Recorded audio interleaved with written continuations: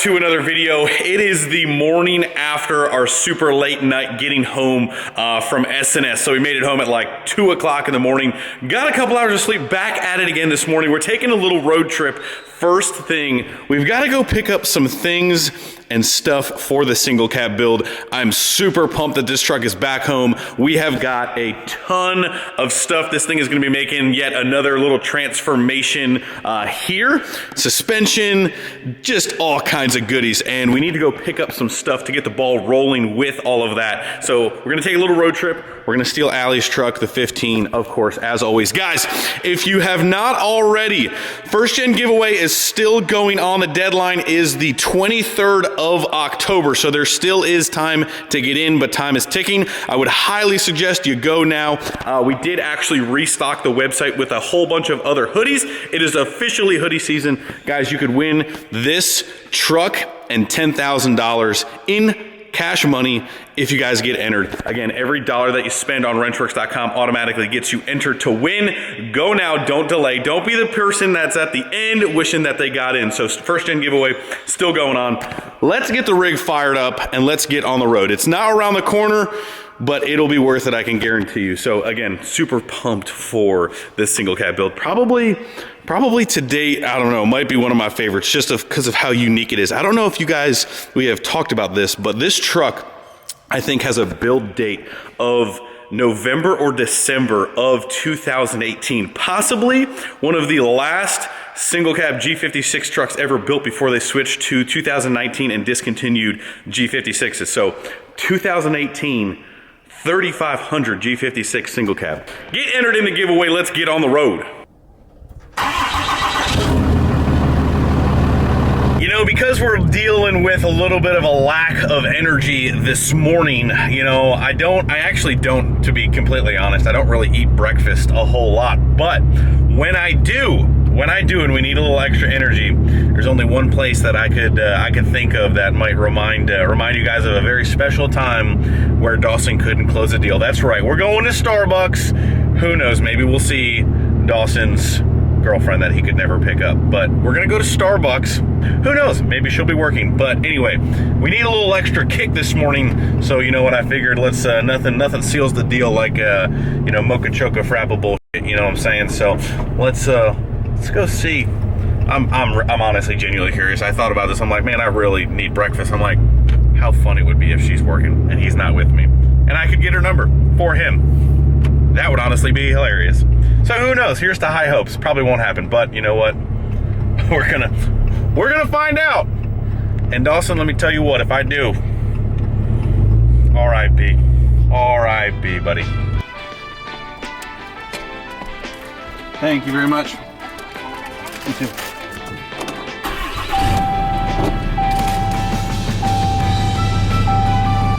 Well, no such luck on getting Daw's girl's number, but we are now sitting in a metric crap ton of traffic trying to avoid the highway because the highway is sitting still.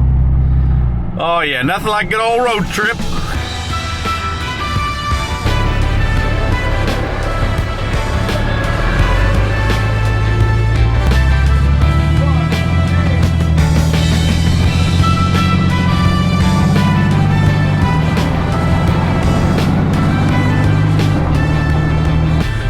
Boys, well, after sitting what seemed like forever in traffic, we have made it through finally, and we are here to pick up our goods. You'll see here, a couple minutes. We gotta go inside, talk to some people, do some things, but we are here and we're ready to head back. Hopefully there's no traffic on the way back. Please. That was easy. All right, well, we are off already. I swear, we were literally, from the time I pulled into this parking lot till the time we are pulling out, I will guarantee you under 2 or 3 minutes. It took me more to like swing around and park and figure out where to go. He was like, hey, you picking up some tires? I'm like, yeah, I am. Is it written on my forehead or what? He's like, dirty jobs or something? I'm like, hey, dirty diesels?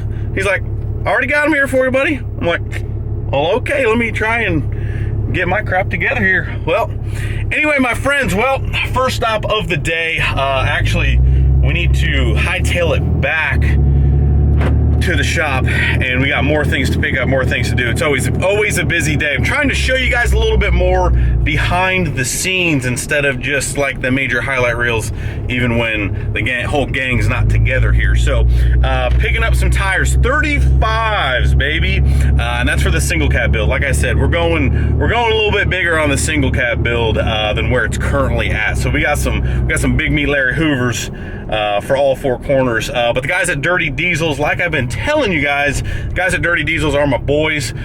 Even when we're not up there in PA, they are still taking care of us non-stop with the wheels and tires. So if you guys need wheels and tires, and even if you're not in or near Reading, Pennsylvania, we need to put our seatbelt on, they got you covered. So you guys can see them in the background here. Oh yeah. Went with some Nittos, of course, because I just absolutely love those tires. And yeah, we're on our way back for our next stop here.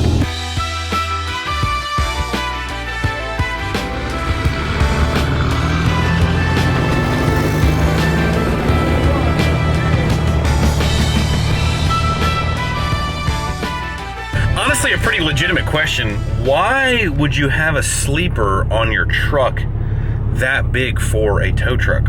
Like, are you actually towing things that far that you want to have that big of a sleeper? I mean, I guess it makes sense, but anyway.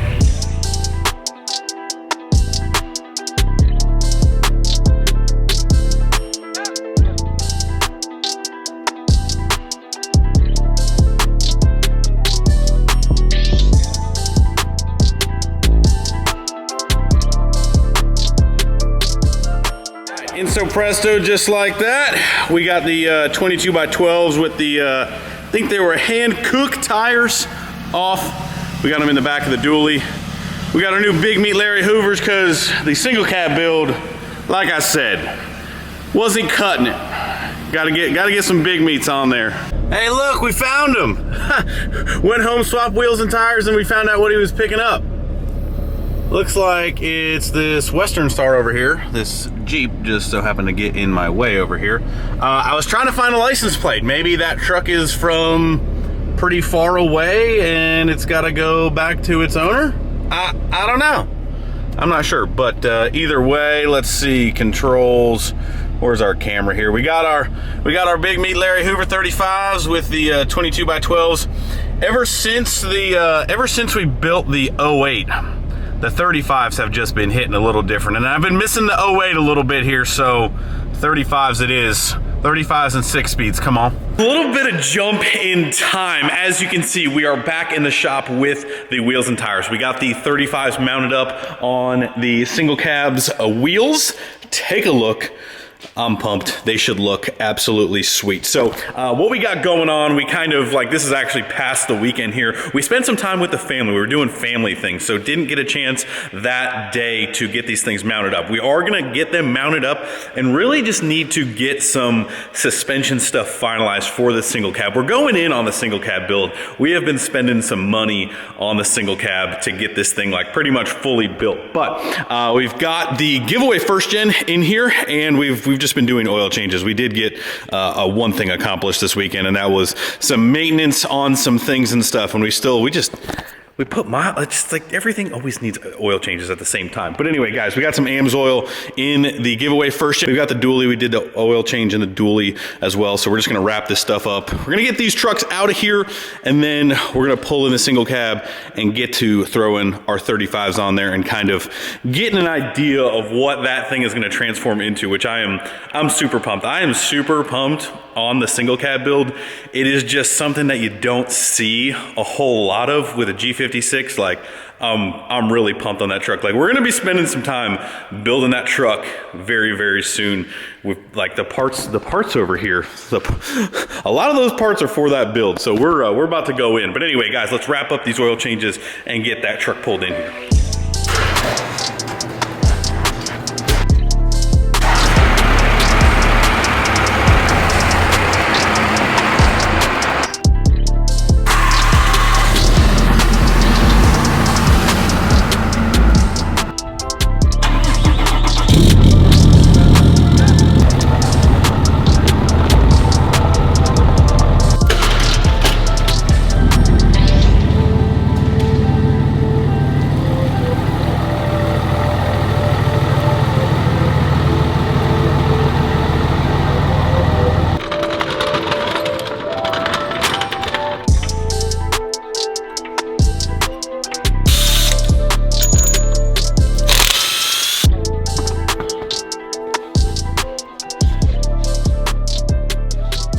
For those of you guys who have the pleasure of getting a new vehicle, when you put aftermarket wheels and tires on, make sure you take off these steel like rotor holders, I guess, on your studs. Like the way that factory wheels bolt up. I don't know if these are, because these aren't right. See how they have like, they're like beveled and they have cutouts that don't contact that. Well, when you got aftermarket wheels, they're 100% completely flat.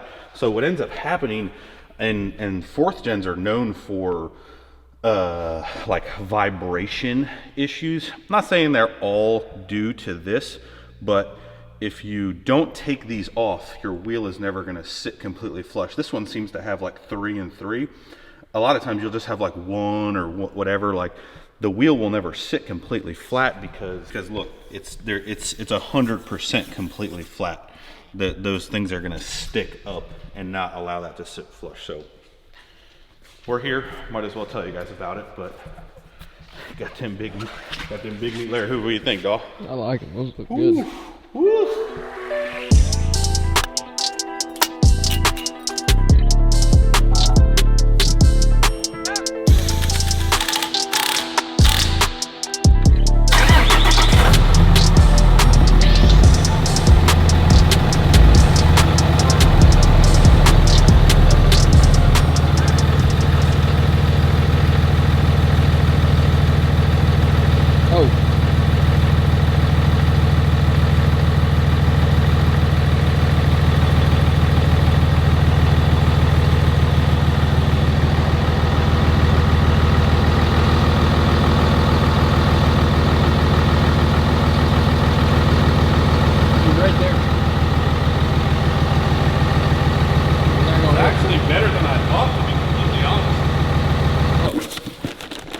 I'm not really sure exactly where I left off with explaining. If you guys remember back to when I think I helped Andy put the suspension on, I believe it may have even been up there. I may have even went back up, or maybe he put these on. I'm not exactly sure, but brief overview of where Andrew's suspension is currently now. So it's a 3500 truck, so it actually has factory leafs in the back. It's not a coil spring rear like all the 2500s are. So it's a 3500 leaf spring axle. Andy basically did springs, Fox 2.0 shocks, and the Thurin track bar, all from Thurin. So he originally had these coils in there. So Thurin makes 3 different sized coils. They go, 0.5, like half inch lift. I believe it's like 1.5, and then they do like a 2 1/4. So don't quote me on that, but there's 3 different levels. Right now, the truck has the medium-sized coils in it. So these are the tall versions right here. And my plan was, when we went to 35s on the truck, because that was always the plan after we decided to grab it from him, he actually wanted to do 35s on it as well. So 35, 1250s, even on the medium sized, you could actually trim, I think, to make these fit. We are going to go up a little bit more to give it that little bit of extra, and we probably won't have to trim, if anything at all, and then clear the 35. So that's the plan. Right now, pretty much where we're at, we have got all new suspension for the truck. So we are going to be upgrading the Fox 2.0s that are in there, the coils. We've got some of the old parts of the dually that we have gotten rebuilt, rehabbed, and made perfect. And then we're gonna redo the rear as well in this truck. So it's gonna be pretty sick. We're probably not gonna get into all of that today, but I really needed to get some stuff test fitted before we get some stuff powder coated. So we're gonna disassemble, and we're gonna get these bigger coils in, just to make sure our clearance is proper clearance. But that's the rundown as of right this second.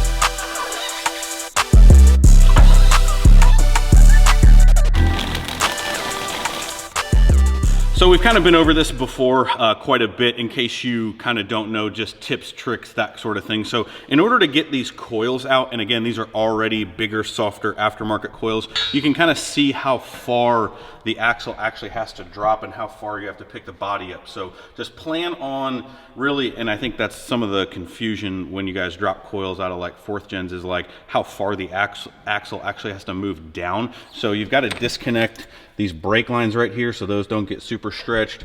Disconnect your sway bar, disconnect your track bar.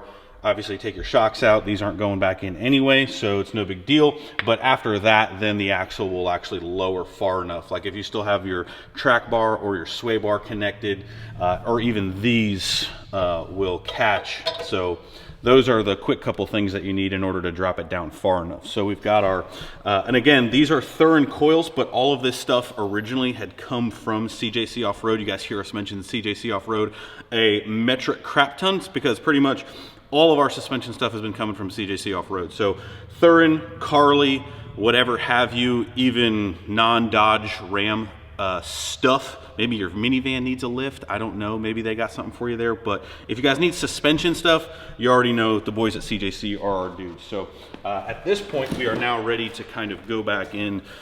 These are the taller or the tallest Thurin spring that they offer. So we're going to go ahead and slap these bad boys back in and kind of give it like a test run here. We're not going to re-hook our shocks back up. We'll probably put the track bar back in, but this is really just test fit day, honestly. So there we go. That's pretty easy. Make sure you got your hockey pucks indexed properly up there, and away we go.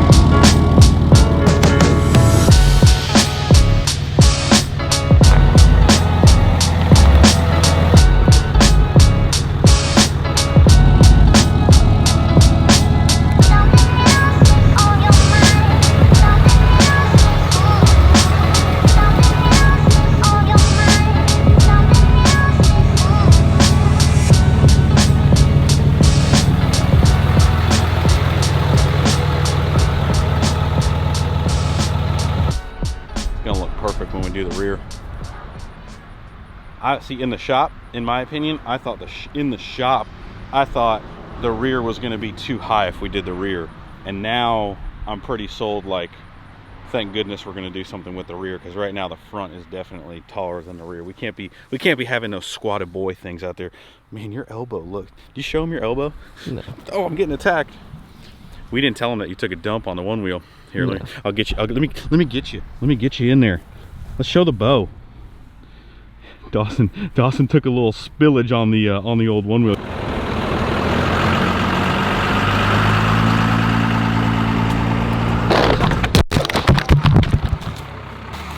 Are you okay? You should put that clip in there right there. All right.